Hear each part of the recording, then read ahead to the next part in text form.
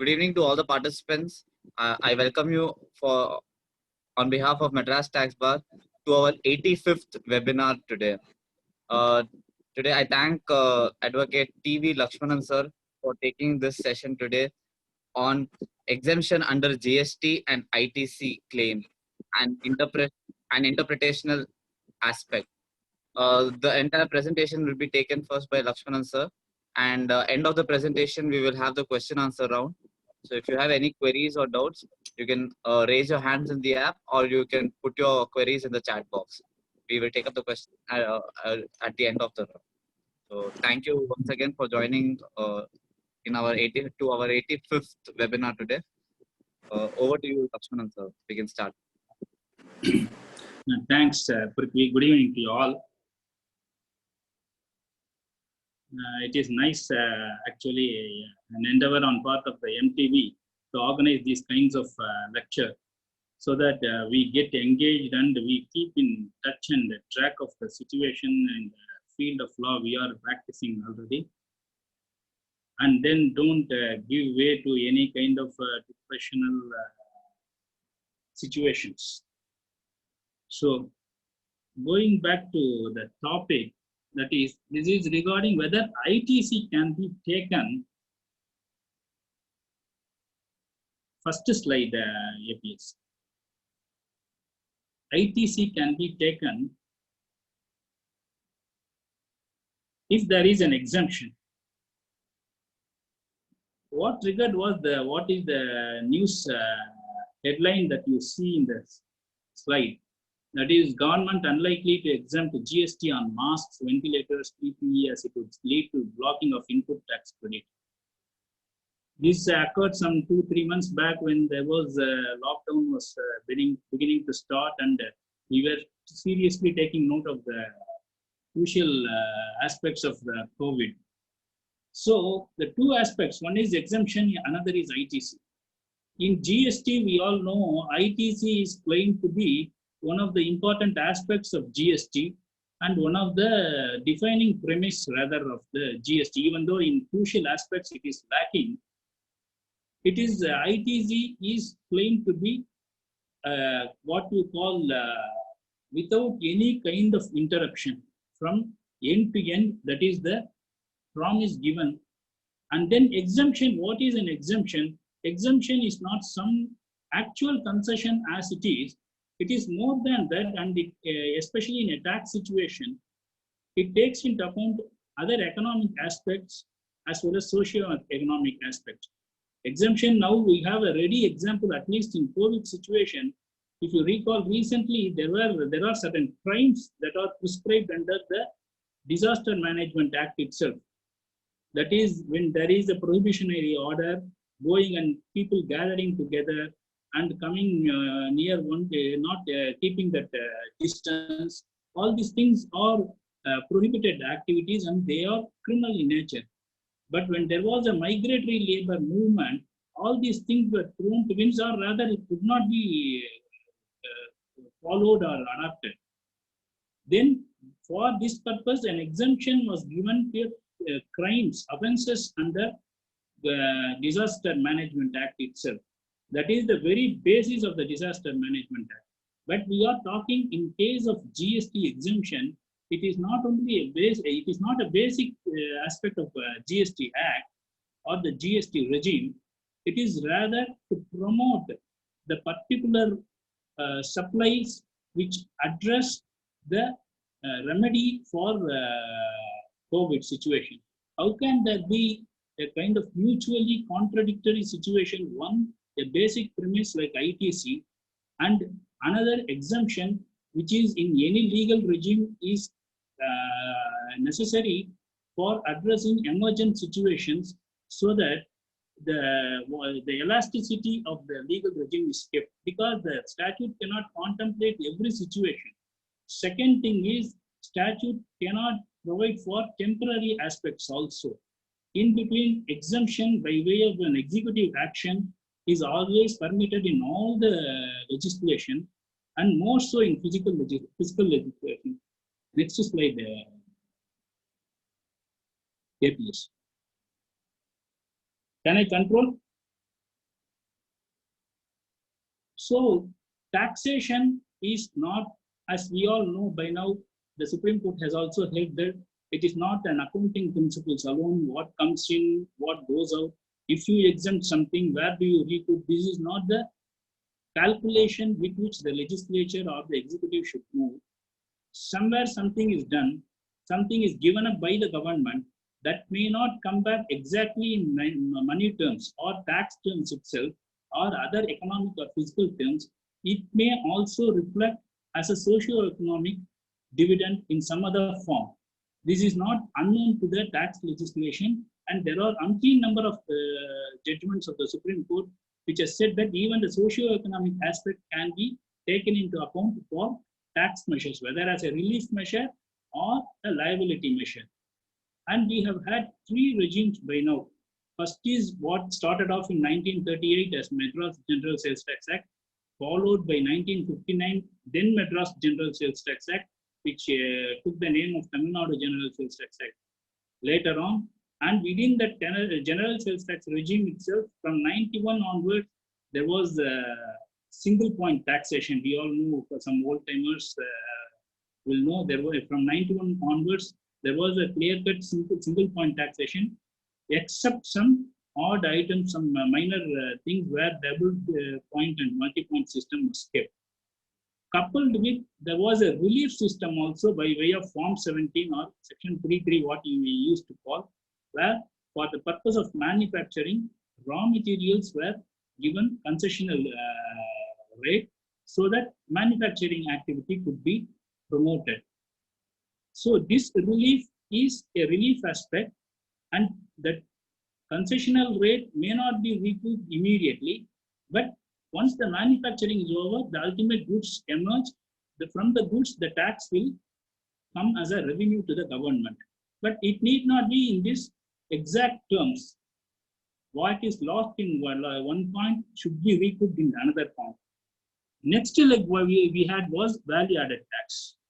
Value-added tax with ITC and other things. Even in, if you recall, even in General Sales Tax Act, earlier there was a preliminary, what a kind of pilot project kind of system where this was mooted, the value-added tax system was mooted and experimented. Then we came to full-fledged value-added tax, that is from 2007 onwards.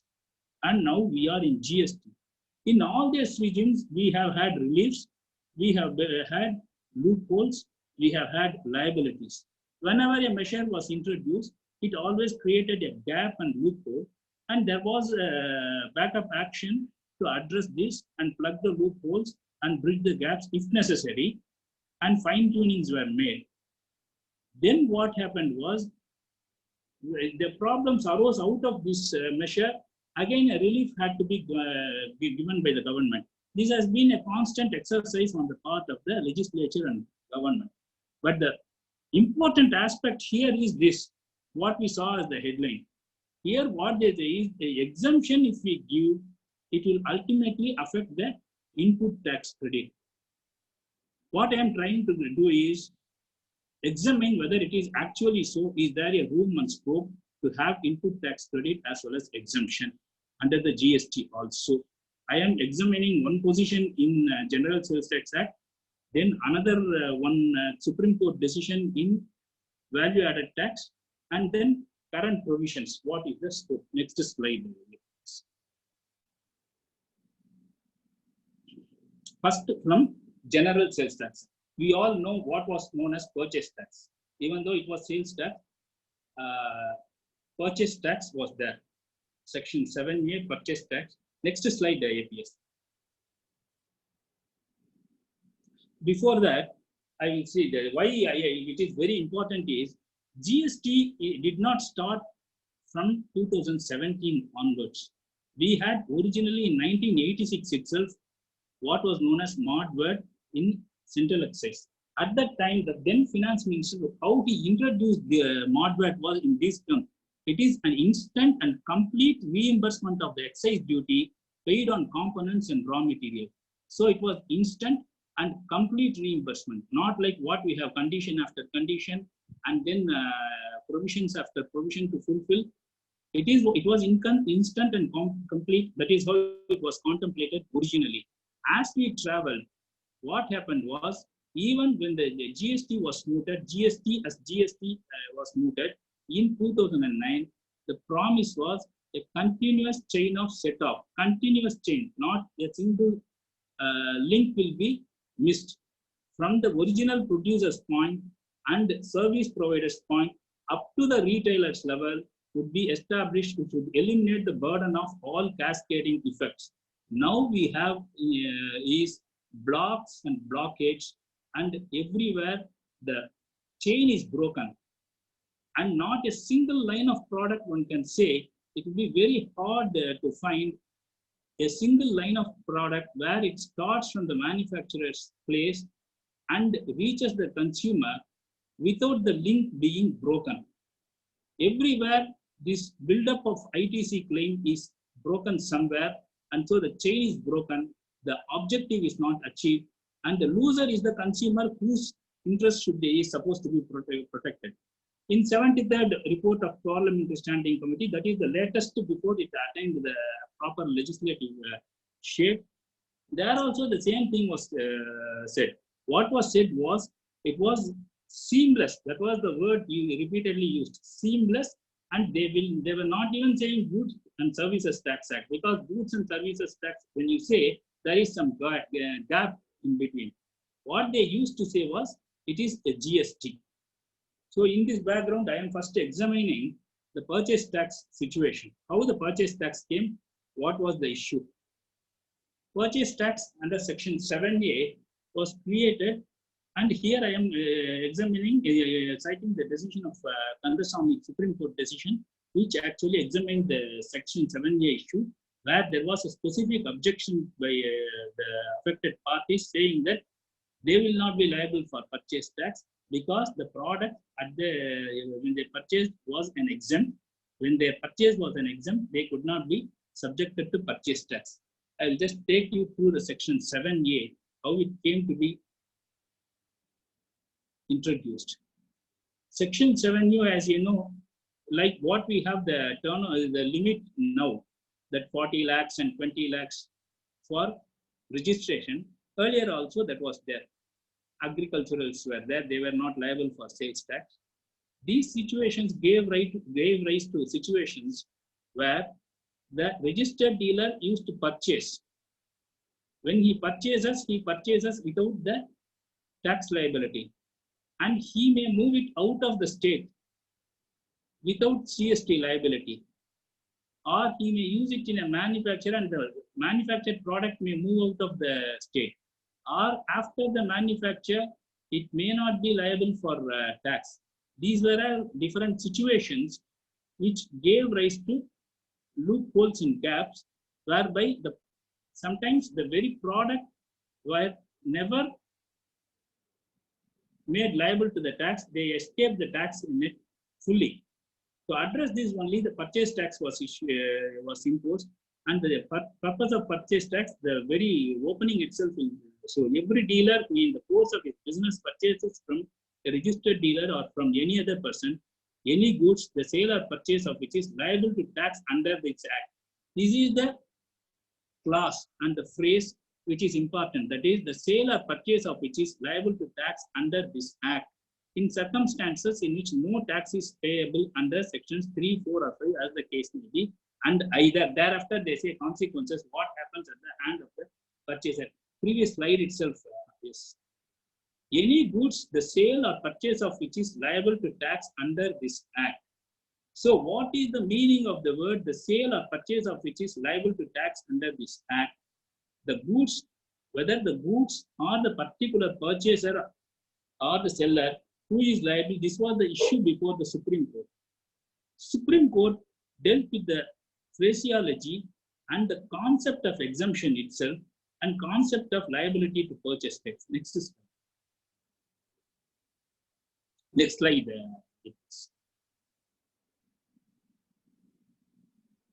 So there, what they addressed was whether a particular point of sale being not liable to tax, will it make the goods completely exempt, and so the transaction completely out of the purview of that. Or there are circumstances where the particular leg or particular point of transaction is exempt, not liable to tax, but otherwise the goods will be liable to tax. The goods being liable to tax, it will be taxable goods, it will not be an exempt goods. So it cannot be called as exempt goods and completely out of the tax net itself. For that, the discussion says the focal point in the expression that goods, the sale or purchase of which is taxable to tax under the Act. That is what the phraseology we saw. Is the character and class of goods in relation to their exigibility. The expression what they say is taxable goods. That is what is keywords. Definition of taxable goods, that is goods mentioned in the first schedule of the Act, the sale or purchase of which is liable to tax at the rate and the point specified in the schedule. The words the sale or purchase of which is liable to tax under the Act qualify the term goods and exclude by necessary implication goods the sale or purchase of which is totally exempted from tax at all points under section 8 or section 17(1)(1) of the Act. The goods so exempted not being taxable goods. So what could be the taxable goods? What could be exempted goods? And what is the situation where the goods at a particular transaction will not suffer tax? There are three situations that emerge. So goods are taxable and goods are exempt, and in between goods are not taxable in particular situations. The court said that the goods being not taxable at the particular situations will not make it an exempt good, it will be a taxable good. So in the purchase tax situation, what the court said was, this being not an exempt good, being a taxable good, it is liable for taxation. Though it may not be liable at the sale point, it will be liable at the purchase point.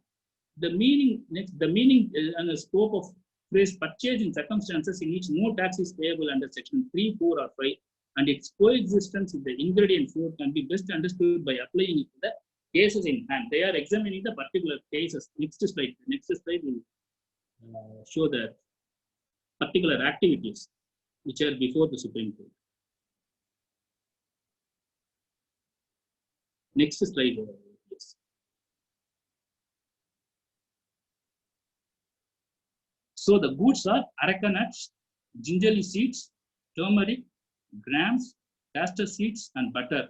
They are goods, the sale or purchase of which is generally taxable under the Act. That is to say, they are taxable goods. So otherwise they are taxable, but they are not taxable in particular situations and circumstances. That is, areca nut, gingerly seeds, turmeric, and gram were not liable to tax in the hands of the sellers as they were agriculturists. So because they were agriculturists, they escaped from the liability, and the goods were the produce of the crops raised by them. Similarly, butter was purchased by the assessee concerned directly from the householders whose sales are not liable to tax under the Act. So these were all purchased from unregistered, what we call unregistered dealers, sometimes what we call bought note purchases. These exempt situations will not make the goods themselves exempt generally. That is what they say. We will see later on what is general exemption and what are the other exemptions. Castor seeds are said to have been purchased. Okay, have been purchased. That is all. Castor seeds also considered. So all these goods were otherwise liable, but not liable at the hands of the particular sellers. Next slide. That is where they make the distinctions. Next slide. Next slide, skip this. So the taxable goods and exempted goods, it is based on exemptions, which is general or specific. A general exemption will always give the status of exempted goods. It will be exempt from the liability under the Act at all events. At any event, it will not be liable for tax under the Act. On the other hand, a specific exemption is for a specific circumstances or specific persons. Here we will, when we go to the next case law, which is the major thing I am going to depend on, there we will see how they discuss Kandasamy, and there are three terms that is also discussed from Kandasamy. That is exempt transaction, exempt person, and exempt goods. How does it bring in the distinction. So here the clear-cut manner, in the clear-cut manner, Supreme Court has made a distinction between exempt and taxable goods in this context. It is commercial tax officer versus A infrastructure. The enactment is Rajasthan Value Added Tax Act, and the issue involved was when the sale is exempt at the hands of the assessee, whether he is liable to claim ITC. Point was general exemption and specific exemption discussed citing references from TNGST Act and other GST enactments as also CST Act. The 5 case laws they refer to. First 3 case laws relate to purchase tax situation. That is, M.K. Kandasamy was majorly discussed. Ganesh Prasad Dikshit is also another purchase tax issue. It is under Madhya Pradesh General Sales Tax Act.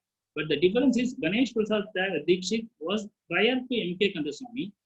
In fact, Madhya Pradesh Act, the provision was the original provision. And Malabar Food Products is a Kerala High Court decision on the purchase tax issue, how they make the difference between general exemption and specific exemption. There is one more distinction that is brought in, that is general exemption and conditional exemption. This is under CSTR. We all know the CFOM issues and the A2A, where generally if it is exempt or lower than 4%, what happens? So in that, okay, let it be. So that is fine chemicals and other case are discussed in that context. I will take it through once, if the time permits me. I am on the other cases. So facts of the A infrastructure, the product involved was asbestos cement sheet, asbestos cement sheets. This cement sheet, I will take through the particular 4 notifications. Earlier, it enjoyed a general exemption. Later on, how it came to be a specific exemption also I will show. The company was engaged in the business of manufacturing asbestos cement, pressure pipe and asbestos cement sheet, and it availed the ITC on the purchase of raw material used in the manufacture of AC sheets. The assessing authority disallowed. The reason was below. The board gives the reason. Board, while dismissing the appeals, opined that the assessing company and manufacturing unit had not been charged on the sale of its product. That is, its sale was not liable to tax as per the notification, which squarely fall under the definition of exempted goods. And hence the final product was exempted, but it was not entitled to avail ITC as the notification clearly postulated that the unit's institution was not exempted from the tax, but the sales of its goods were exempted from tax as per the definition of exempted goods. So what the commissioner, the board assumed was, whenever there is an exemption, the goods will become exempted goods and the ITC could not be availed. What the High Court said, next. High Court actually decided in favor of the assessing. Next slide. Yes. Because I am giving all this viewpoint, what are all the views that could be taken on a given legal situation. High Court held that there is the underlying portion is manufacturer of asbestos cement sheets and bricks have been exempted. That is, they identified the scope of the exemption. It is the manufacturer of asbestos cement sheets who are exempted. It could not be said that AC sheets manufactured by associates were exempted. So the goods were not exempted, but the manufacturers were exempted. And for the ITC being denied, what is important is the goods have to be given exemption, not the person or manufacturer. This we will see later. We will examine Kandasamy also, where what is the distinction in 3 aspects. So, discussing the scheme of Section 8 of the Rajasthan Act, the High Court itself said that it is the person who is exempted and it is not the goods which is exempted. How the Supreme Court dealt, before that we will go to the provisions and then the Supreme Court's dealing with the matter. Next slide. First is what is exempted goods. Means any goods exempted from tax in accordance with the provisions of this act. Therefore, the definition is a general kind of omnibus, all-encompassing definition. Means any goods exempted from tax in accordance with the provisions of this act. Next slide. What is the exemption provision? Section 8 is the exempting provision. I think this is okay. It is readable, isn't it? It is readable. Can anyone respond? Is it readable? Yes, sir. Yes, yes. So you have 5 subsections in section 8. Class of subsection 4 can be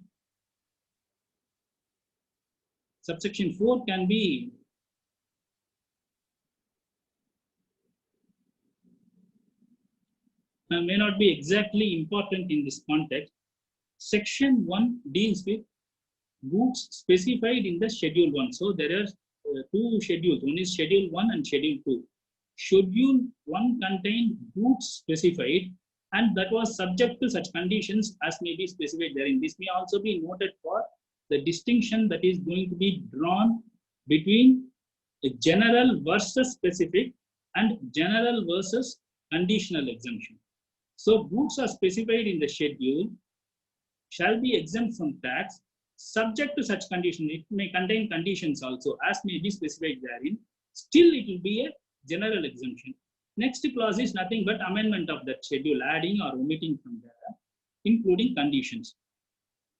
Subsection 3 is important to contrast. The state government in the public interest notification may exempt sale or purchase by any person or class of persons as mentioned in Schedule 2. So, Schedule 2 deals with sale or purchase by any person or class of persons as mentioned in Schedule 2. So, it is not addressing the goods situation, it is addressing the person or class of persons and sale or purchase, the transaction or the person's context. That is what is addressed under section 8.3. This is what actually a specific exemption. If you contrast with 1, there are minor things. Public interest is absent in subsection 1. That does not mean public interest should not be guiding aspect. Second is notification in official gazette is not there. Most importantly, prospectively and retrospectively is absent in subsection 1. Most importantly, it is the goods specified in Schedule 1, but in Schedule 2, it is the sale or purchase by any person, class of person. 3A is modification, that is add or omit, with or without conditions. And 4 is for SEZ, it also class of persons, purchases, any class of sale or purchase. So here 8.1 and 8.3 will bring out the contrast between the specific exemption and general exemption. And general exemption may have conditions also, and specific exemption may also have its conditions. Next. Then comes input tax credit. That is the opening words. Input tax credit shall be allowed to register rather than. I am not doing it as if in the court hall, isn't it? Input tax credit shall be allowed to registered dealers other than the dealers covered by subsection 2 or section 3 or section 5 in respect of purchases of any taxable goods. Taxable goods is the key words. What are the taxable goods? Made within the state from a registered dealer to the extent and in such a manner as may be prescribed for the purpose of. And they are giving the instances. D I have called out because it may be give the throw more light. Being used as packing material of goods other than exempted goods for sale. So other than exempted goods, what are the other than exempted goods? Then what is the exempted goods? Only if we identify exempted goods, then we can say what is other than exempted goods for sale. So packing material, it should not be used for exempted goods. Likewise, the next clause is also regarding the exempted goods. If it is used, raw material is used for exempted goods, it is not eligible for input tax credit. Next slide. So from the provisions coming to the notification, whether the particular product or situation is a generally exempt situation or a specifically exempted situation. The first notification, there are 4 notifications.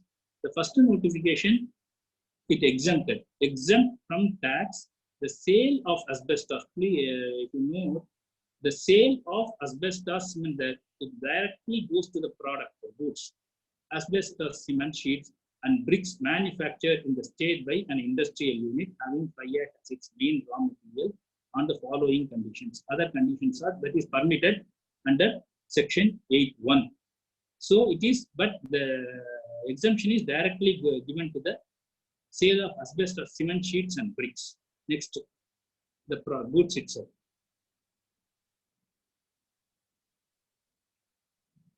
Can it be expanded? APS, can it be expanded? This is I have actually, because I could not do the copy pasting thing, the particular table that I have marked in red, it is not coming in the pasting when I paste it. So I thought I will actually take the screenshot itself and put it in the PowerPoint. If anybody, if all can see, I will go to it. The particular two tables are available. One after the fourth paragraph, that is 60A. Asbestos cement sheets and bricks having contents of fly ash 25% or more by weight. That is 60A addresses the goods. If we come below at the end, the table 20, item number 20, manufacturers of asbestos. That is the transformation it takes after 2006. In paragraph 7, you will see the 2006, and then 2007, 93, 2007 is the replacing notification. The earlier one was actually an amendment. Now we see the manufacturers of asbestos cement sheets and bricks.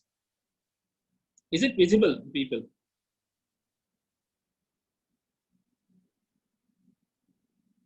We can go to the next screen if it is people or others are able to actually see.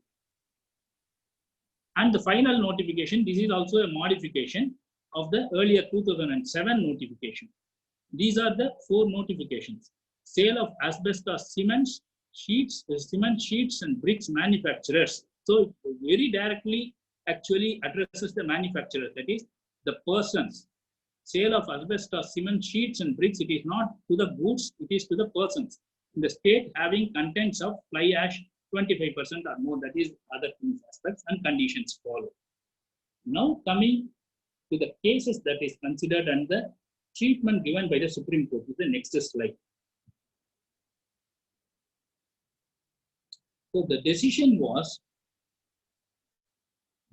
the Supreme Court specifically takes into account the difference between exempted goods on which no value added tax is payable and are therefore not taxable, and other cases where a particular transaction, when it satisfies the specific condition, is not taxable. That is what we saw in the last notification. Second 2 notification addressed the manufacturers.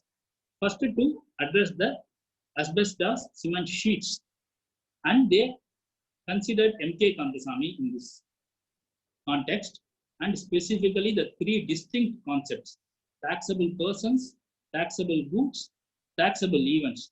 Why they are crucial? Because all the 3 must be taxable for particular point to be taxed and the goods to be taxed.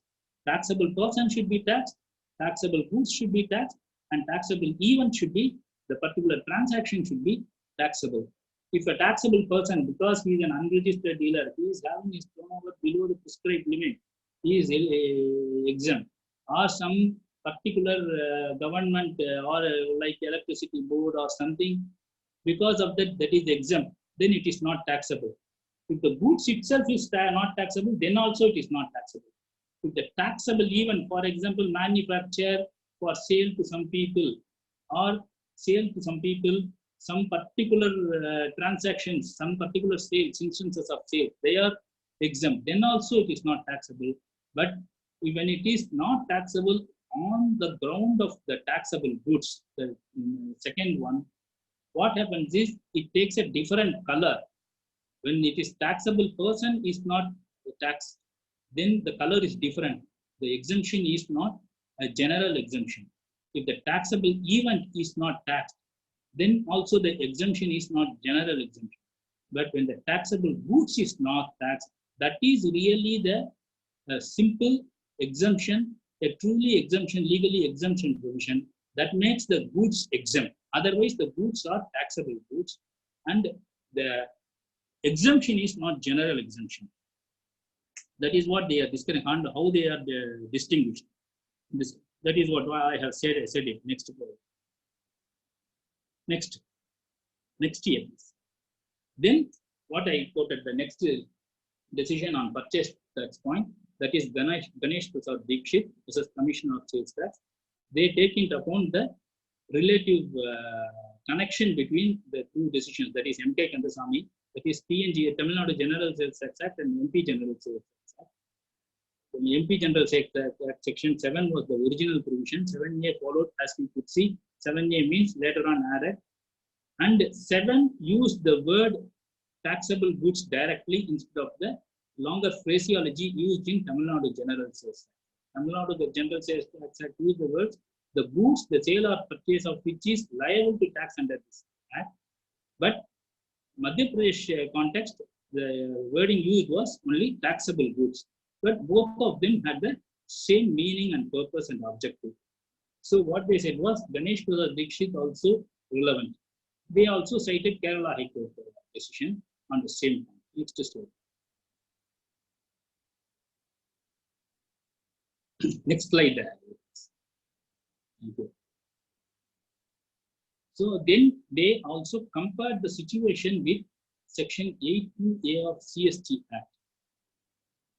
CST Act, as we all know, it adopted for all purposes the Local Sales Tax Act. Tamil Nadu General Sales Tax Act was adopted for rate and other purposes with one modification, which is regulatory. One is if we get the C form, the seller gets the C form, it will be taxed at 4%, 2%, or 1%, whatever was the applicable rate. Otherwise, it will be at the full scheduled rate. In case of declared goods, that is the double the rate and all those things. C form being the regulatory mechanism which prescribes the rate of 4%. So the CST Act prescribed the rate of 4%. And also adopted the exemption from the local sales tax. Only if it was a general exemption. If it was below 4% or exempt under the local sales tax act, and such exemption is a general exemption, what the CST Act did was it applied the same exemption and the lower rate of tax in the CST interstate transactions also. But if it is a conditional, on fulfilling of some conditions, it did not apply it. It took the full rate. That was the difference. This also taken into account because from Indian aluminum cables and the fine chemicals case. Both of them were taken into account to contrast what is general exemption and conditional exemption. Next slide. So the effect of principles in Kandasamy was finally arrived at. What is the exempted goods? What is the taxable goods? Exempted goods are complete exemption from the specific goods. Taxable goods, a transaction or a person is granted exemption and the goods is not given complete exemption. Next thing is there would be no taxable transaction or exemption to a taxable person. In case of goods, specific goods, the taxable person may be carrying on trading in other goods which are liable for tax, liable to the tax. But these particular goods alone will be exempt. But in case of taxable goods, the person, because it goes through the process through the hands of the particular trader, goods enjoys the exemption. Not otherwise. It passes through the particular situation or particular dealer or the manufacturer, it enjoys the exemption. These are the two critical differentiation between exempted goods and taxable goods. It is not actually not suffering any taxation at the particular instance, which is the differentiating aspect. Next slide. And most important is this, what they cited, the court observed as a sequitur to the whole discussion was this. That is, if the contention of the appellant is to be, appellant was the department, the respondent, though covered by exemption notification under section 8(3) of the Act, could be at a disadvantage because finally, when the subsequent sale is made by a non-exempted dealer or tax stands paid on the non-exempted transfer, the goods, that is asbestos cement sheet, would suffer the tax on the entire sale consideration. This would place an exempted manufacturer, the dealer, at a disadvantageous position and make his products uncompetitive in spite of the exemption notification under section 8(3) of the Act. Exactly the same reason cited now for not granting exemption. What they say is, if we grant exemption, they cannot avail ITC. If they don't avail ITC, they will be at a disadvantageous position. So exemption will not serve purpose. In other blunt words, exemption will defeat the purpose of giving exemption itself. Next slide. This sequitur observation is a very important observation coming from the Supreme Court because it actually examines the implication of denying ITC while granting exemption. What is the direct outcome of it and how it can defeat the objective of the whole legislation itself. Next. I will come directly to GST, and if time permits, I will go back to the other two case laws, that is fine chemicals and the other one. So GST is a whole new regime, we know, and it is actually supposed to be a value-added tax. That is what it was touted as. From the beginning, it is going to be value-added tax. But when the constitutional amendment came, there were 2 times when the constitutional amendments were attempted. One is 2011 and then finally 2016. On both the occasions, they should have included this value-added tax aspect, which means in our understanding in the Indian practice, allowing ITC in the constitutional provision itself, in whatever form they want, but they specifically excluded this aspect. Certain aspects are not at all there in constitution. We can say it is a destination tax. It is a consumption tax. Where is it in constitution provision? If the constitution 246 here does not say it shall be a destination based tax or any other terminology for that. It does not say it is a consumption tax or it does not say it is a value added tax. These things are all not at all present in constitutional provision, which is the fundamental aspect. Otherwise, we know what is said by the Supreme Court in the different case laws as far as what is the status of ITC, whether it is a concession or a right. But one saving aspect is section 16(1). What is actually not in constitution, the legislative policy, we can say legislative policy at least is directed in giving as much input tax credit as possible. So the widest possible scope is given. It is not one-to-one transaction or confined to the end product alone. It is at its widest. It is ITC is given, used or intended to be used in the course of or furtherance of his business. The entire business is covered. Not particular taxable event alone is covered. The entire business is covered. And 16(1) actually confers a right in the, as it uses the expression entitled. Once entitled is used, what happens is it confers the particular ITC input tax credit. The crucial importance is this: it is almost akin to our charging provision. As far as ITC is concerned, the pre-provision is 16(1). The scope and width given by it will govern all other conditions and restrictions or any other concession given. If the condition is good, they must be read along with 16(1). Accordingly, if the two views are possible, the beneficial view should be taken. If there is the actual benefit is actually widened, it should be given more scope and it should be liberally construed.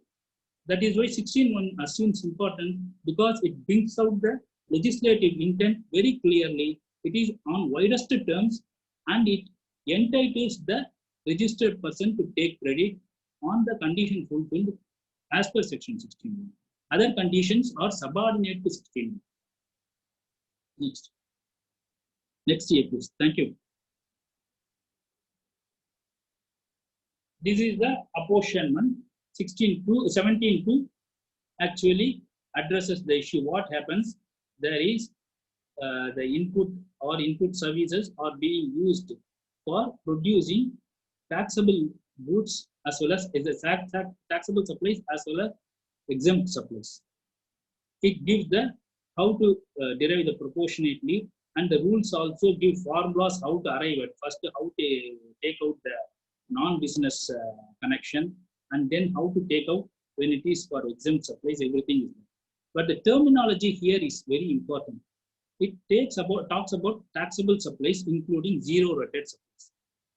It is well to remember what is zero-rated supplies also. Zero-rated supply is actually an exempt supply where ITC is permitted to be taken. Why I am actually pointing this out is, if the GST Act says no, in no place the Act permits taking of credit when the output side is actually not taxable, then legislative policy is totally different. Only if the output side is taxable, input tax credit is given. That is not so. Zero rated supply, output side is exempt, not liable to tax, but still credit can be taken on the input tax. That is very important because, as I said, the widest that the legislative policy is indicated in 16.1 cover all these situations also.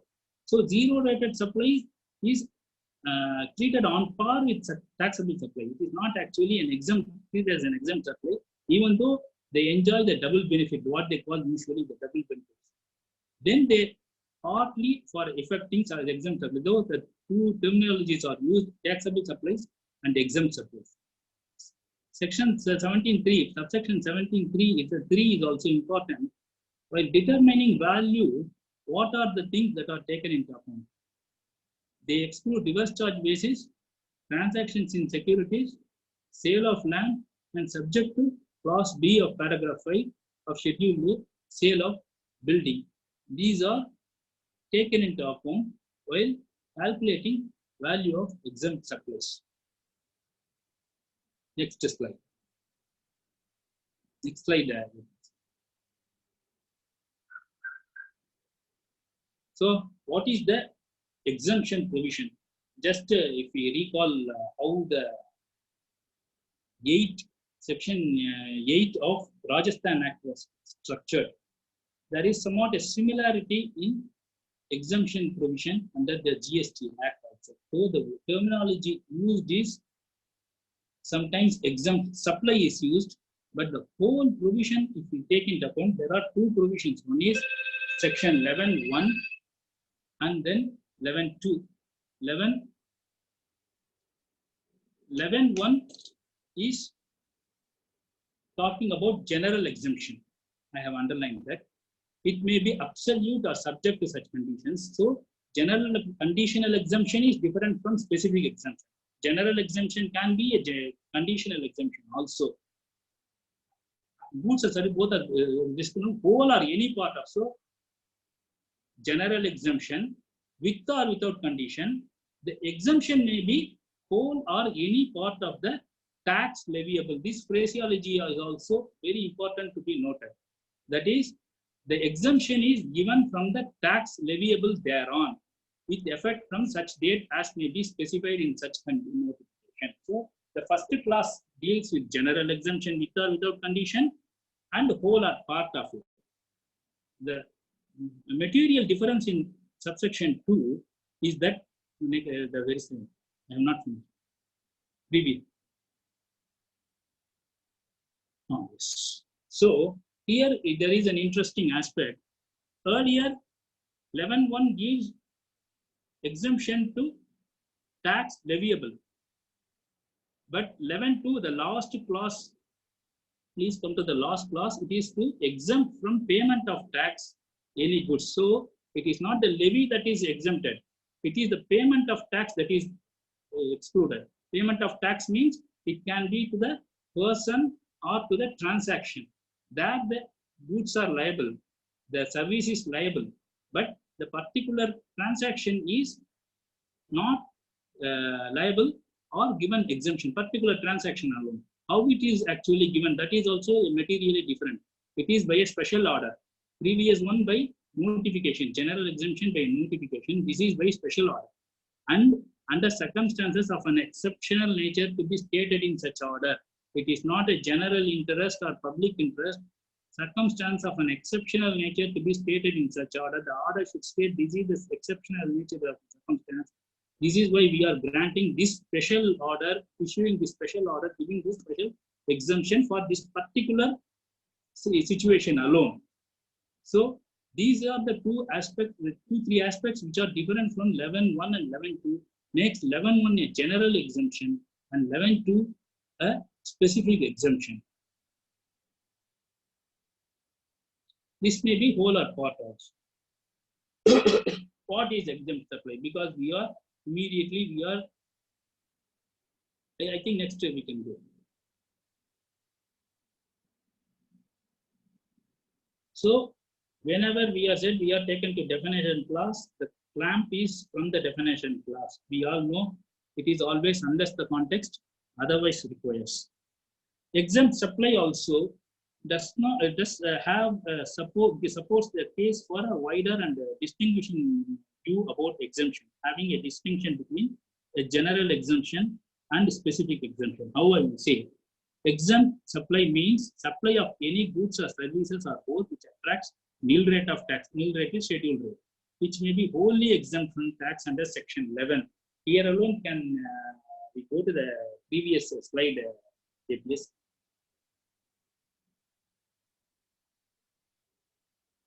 Previous. That is, whole or any part will be used in section 11.1 because it is levy which is exempted. 11.2 does not use the word whole or any part. It only uses the term exempt from payment of tax because what is exempted is only payment of tax. Next, we can come back to this. So, wholly exempt from tax under section 11. This will cover only 11.1 complete exemption. Next is under section 6 of the IGST Act, the corresponding provision, and includes non-taxable supply. So this also covers only those supplies which enjoys a general exemption under the Act. Coming back to 17.3, if we go back to 17.3, 2 slides earlier, there is one more distinction we have to make. 2 slides previous, 17.3, 2 slides before.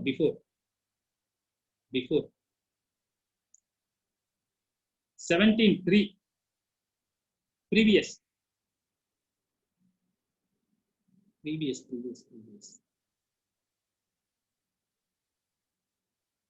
I think I'm not looking at like a jumbled up.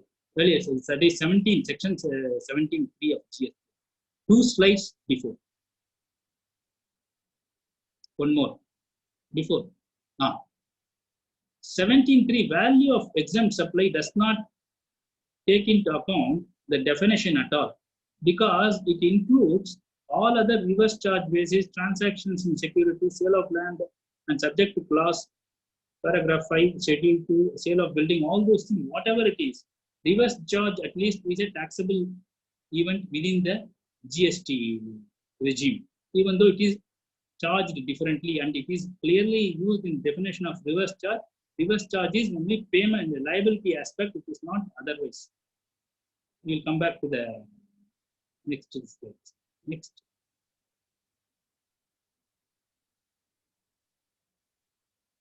Now we are going to, I think we have the time in with APS.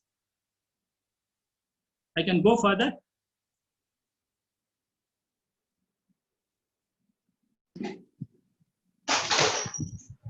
So there is how much time it will take?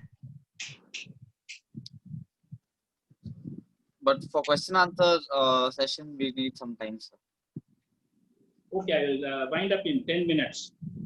Just to give completeness. Okay, sir. So I am coming back to Ganesh Prasad just to elaborate what was the actual issue so that we can have a complete understanding. So Ganesh Prasad was involving a building contractor. He purchases building material from unregistered and non-taxable transaction. He was made liable to purchase tax. The argument was that I am purchasing, and he had a better argument than others because what he was doing is building transaction at that point of time, works contract was not liable to tax. He was using the purchased material for building, which is outside the purview of the act. What he said was, my product outcome is not at all liable for sales tax, so I cannot be visited with purchase tax liability. Supreme Court says that argument will not come to his rescue because the purchase is also other side of the sale. When he purchases, the goods are liable for tax under the act, but they are not liable in the particular transaction. That is what, where no sales tax is payable under section 16 on the sale price of the goods. Purchase tax is payable by a dealer who buys taxable goods in the course of business. So particular transaction is not taxable, it is exempted.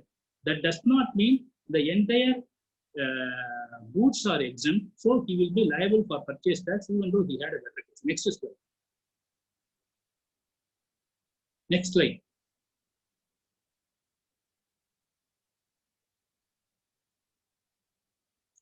This is Pine Chemicals. Pine Chemicals is a review judgment. There was a previous judgment of Pine Chemicals, and the case involved the usual loan and waiver scheme given under what we used to have in section 17 TNGST Act.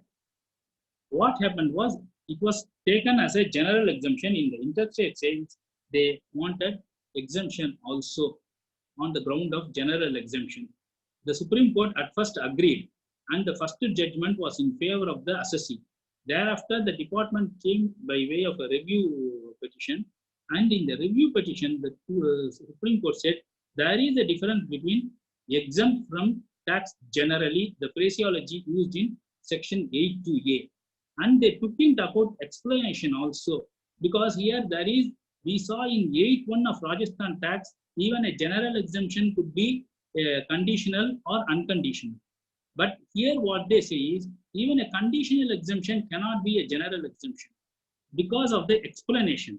Why? The explanation has shall not be deemed. That is what I have underlined. Tax general exempt from tax generally, if the sale or purchase of such goods is exempt only in specific circumstances or under specific conditions, or the tax is levied on the sale or purchase of such goods at specific stages or otherwise than reference to the turnover of the goods. So the Supreme Court has always been aware of this position. An exemption could be a general exemption or a specific exemption.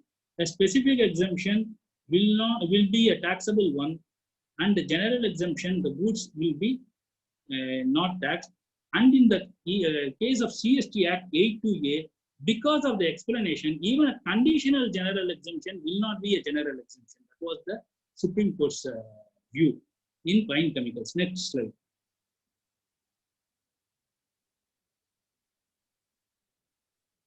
I think I have covered. These are the notifications, that is large and medium scale on the raw material producing. So that is what they, how it becomes conditional. That is what they discuss. The goods or sale or purchase of which is claimed to be exempt from tax are manufactured by a larger or medium scale industry, that the said goods are manufactured and sold within 5 years. These two conditions, they make that they take it out of general exemption, make it a conditional exemption. Next is more important. Why are they taking it as a conditional exemption? We must give due regard to attach due meaning to the expression generally, which occurs in the subsection and which expression has been defined in the explanation. If the said expression had not been there, it could probably have been possible to argue that inasmuch as the goods sold by particular manufacturer dealer are exempt from state tax in his hands, they must equally be exempt under the Central Act. Exemption is not a general one, but a conditional one. So general one, it should be unconditional one for 82A purposes. Next. Next year, please. I think I am done with this Indian aluminum cables, because Indian aluminum cables was missed out in the first fine chemicals case. So it was rendered, treated as a peril to him. That is the basis for review itself. In Indian aluminum cable, what was the product involved was supply of poles to electricity department for conducting the electric wires. Whether it is a conditional exemption or not was dealt with in the Indian aluminum cables. They also took into account the particular explanation which said general exemption should not be conditional. I think I am done. I think no more slides.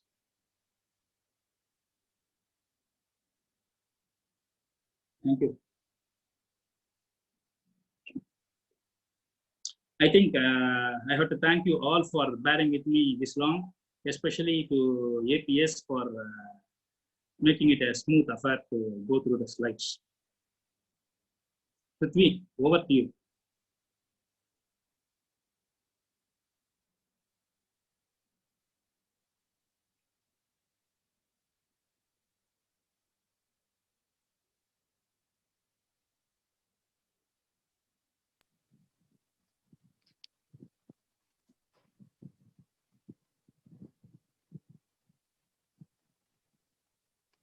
Sir, Over to you. So participants, the floor is open for questions. If you have any questions, you can raise your hand or you can put in your messages in the chat box. Lakshmanan, Yes. you excellently compared the earlier VAT provisions with the present GST.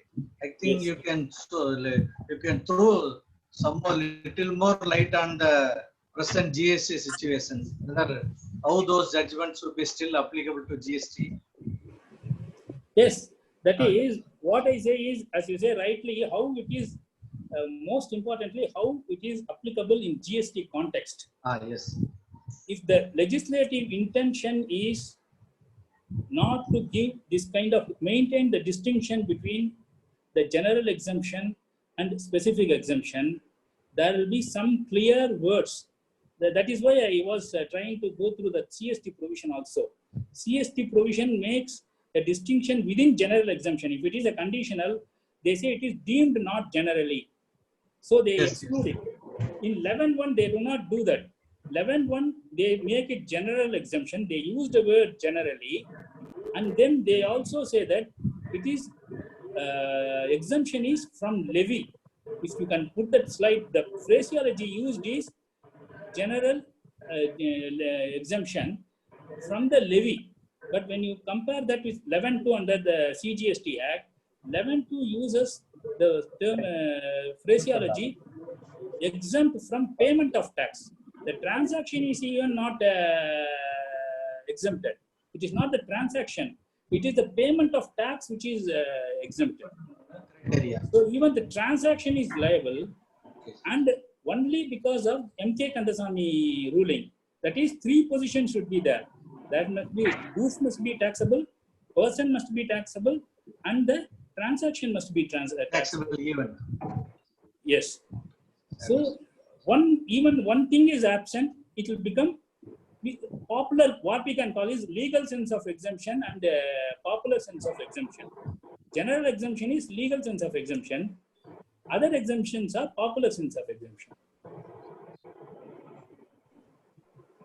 Balaji sir, I have unmuted you. I just want to know whether I have understood incorrectly or so. Did you Correct. say anywhere that the GST is not a value-added tax? Yes. 1 minute, sir. One second. My question is this: when the mechanism is available for taking an inbuilt mechanism is available for taking an input credit, how do you say it is not a value-added? Yes. Two aspects. That is what I said. The legislative intent is different from nature of the tax. Tomorrow, the whole provisions are actually taken out, deleted, omitted. Can you challenge? Okay. As you The say, provisions with reference to... I highlighted 16.1. Legislative intent comes out in 16.1. 16(1) gives the widest scope for input tax credit, because even for the purposes of business, you can use the input tax credit. It is not only for transaction falling within the purview of the GST Act. Section 16(1) is in its widest term. Legislative intent gives ITC exemption, but tomorrow 16(1) is taken out, removed, repealed. Can we challenge that 16(1), the deletion of 16(1)?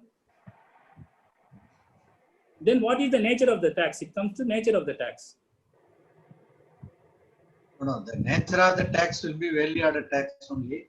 Yearly, No. because in some circumstances ITC is not given, it will not take away the character of the No, act. okay, I differ the nature of the tax. If it Determinant. is a value-added tax, what I say is, it should have been, when they take out this kind of an elaborate exercise, changing the constitutional provisions, everything, in Constitutional Amendment 246A, they should have said it. This is what Mr. Balaji, Srinivasan. I think is acceptable or convincing, or what I am I want to know. It's your view. We understand your view.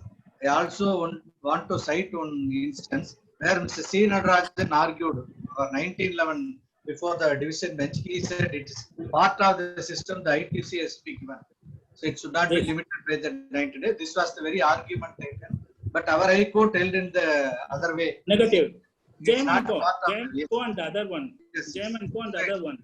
That is what they say. It is only a concession. It is not a right. That is what Part of the act to compulsorily give ITC.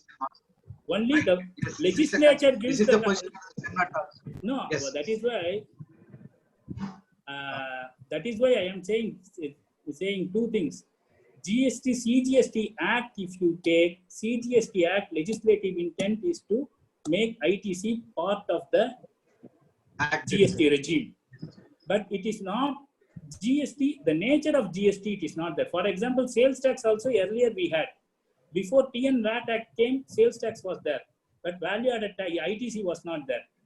The legislature chose to give the ITC credit, so TN VAT Act came and we called it value added tax. It is the legislative discretion. If the legislative discretion changes tomorrow, if we still have a right to challenge that position, then I would say GST by nature is a value added tax. But JM and Co is in between. Am I okay, Balaji, Mr. Balaji? I get your point. But still fail to understand. Maybe my lack of understanding on I esteem the your indirect opinion, tax law. I But will fail get to enlightened. understand the moment it is a consumption-based tax. Yes. It is in stages only. No. To my mind, the ITC is inbuilt into the system. Even if the constitution does not say, to my mind, it may not be deleted at all. It cannot be deleted at all. No, it will not be deleted. That kind of hope I No, also will not be. at times. Not just will not be. The deletion could also be subject to challenges, maybe. If assuming that the ITC provisions itself are deleted, it should subject to be, a validity challenge. I want to be positive. Do we have any other views on this? Dr. Krishnanand, I've unmuted you if you have your views. None here, it was very well presented. Krishna, how are you? Fine, fine. Lakshmanan, the last question that Balaji asked, whether it is, I consent with you, I agree with you, it is not a value-added tax. Because once the VAT came into existence, at the second stage, what was being taxed by the second stage dealer was only the extra amount that he was charging. Yes, yes, That is not the concept in GST at all. yes, So the GST is applicable on the sale price. yes, To that extent, I agree with whatever you said. That yes. GST is not a value-added tax. It is not value-added tax, and not so explicitly mentioned in the statute itself. If the intent of the legislature was clear, they ought to have mentioned it clearly in the statute. Yes. So to that extent, I am with you. I don't know whether Balaji's now doubt has got a little clearance. I mean, clarification. Or No, not. I get the point, Krishnanan. I get the point. But, with so much debates to make it as, to give input tax mechanism, etc., eventually we have to think, we are back to the earlier regime, far earlier than even VAT regime. Is unconceivable to my mind. Yeah, that is. Tell me, you go ahead, Krishnan. Yeah, Krishnan, please go ahead. No, whatever Balaji said, it has happened.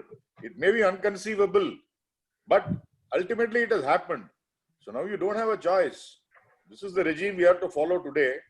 And ultimately, what credit you get is a credit of the bill that you raise. So in fact, the only basic difference between the earlier VAT regime and the GST regime is that the tax was charged only on the difference. Now VAT is charged on the full value of the invoice. Therefore, to such an extent, I also personally feel it is not a VAT concept at all. Thank you, One Doctor. thing I should not tell, I want to say, there was in 2011, if I am right, 2010 or 11, there was a parliamentary panel discussion, and they wanted to bring this VAT aspect in the constitutional amendment itself. But Mr. Kelkar, who was actually the in charge and heading the whole thing, he said it need not be value-added tax; it can remain only as a sales tax itself. Nothing wrong. Oh. Yeah, ultimately, but the Kelkar committee report was completely manipulated by the present regime when they introduced the GST. It was withered down, rather watered down. When they came out with the new GST regime. The Kelkar committee report, if you study thoroughly, they wanted to maintain what was there in the GST and VAT Act, and at the same time bring about a consolidated tax act like the GST, so that there is not much confusion among the dealers. Yes. But with the present regime, basically because of political compulsions and the fact that they had to push through the legislation. Yeah, that is the thing. The urgency, the unnecessary urgency they showed, they missed out on the details. Yeah, they had to tinker with the Kelkar committee report. So that is why all this confusion in the minds of all the practitioners as well as the dealers as to what kind of a tax is it.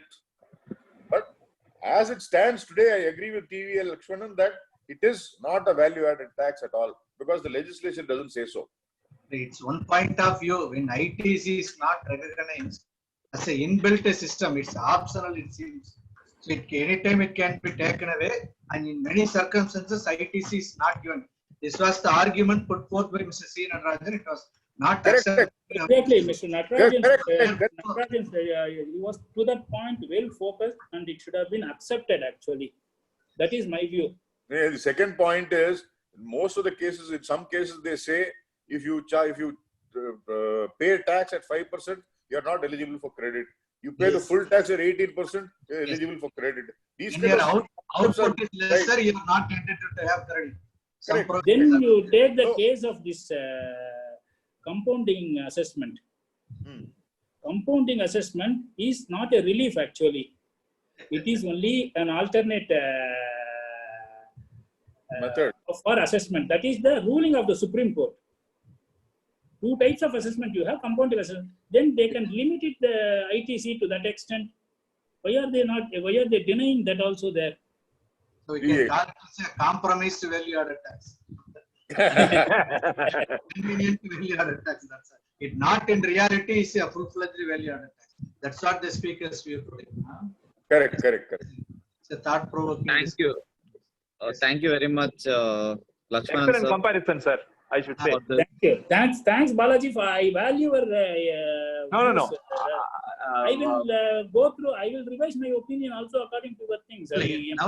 Now he got the reason. He understands. Yes. Got the reason. Yes. So thank you, Lakshmanan sir, for this. Yes, sir. Sorry, sir. What about tomorrow, boss? There's a clash. Yes, sir. I'm just coming to that. Sir. There's a clash of two. Yes, sir. Yes, sir. So, as doctor has rightly asked, tomorrow at 5 p.m., Dr. Vineet Kotari is taking a session on another platform. So, our regular session will be at 4 p.m. tomorrow. It will be a short session comparatively. It will be by Charulata from LKS office. So, tomorrow's session will be at 4 p.m. So please don't confuse with 5 p.m. because the session at 5 o'clock is of Justice Vineet Kotari in a different platform. Correct, So correct. I will share the details of tomorrow's session very soon. And thank you, Lakshmanan sir, for today's wonderful session. And as highlighted by APS, the comparison was a very good comparison, sir. And thank you, Krishnanand sir, Balaji sir, and APS sir for your collective views also. So thank you once again to all the participants for joining us. We shall see you tomorrow at 4 p.m. The details of it will be shared soon. So thank you once again. Have a good day. Stay home. Stay safe.